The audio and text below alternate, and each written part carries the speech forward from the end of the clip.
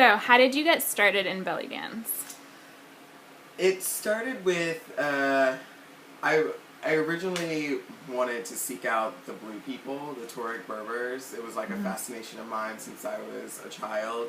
And I moved here 16 years ago to New York, and about a year or so into me living here, I started doing burlesque.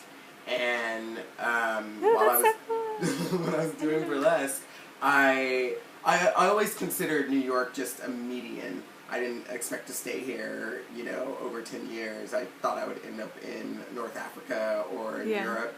So I was like, well, it's time for me to realize my dream and seek out the blue people. And so I started doing research on how to find them, because I know that they don't trust outsiders, and they're very just a tight-knit group. So I found an article of a woman who said she had lived amongst them for a few weeks. So I sent her an email, and we started exchanging dialogue, and she was telling me about, her ventures there, and I was like, well, what do you do? And she's like, I teach dance. And I was like, what do you, and she was telling me she teaches Middle Eastern dance, and that, she wanted me to come and take a class with her.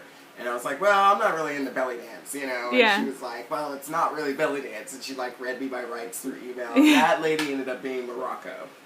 That's so cool. So I took my first class with her and just never stopped. So, yeah. And then when I went to Egypt, I fell in love with, the knowledge of the music, and then it just escalated from there. So you found the blue people. I did not find the blue people, yes.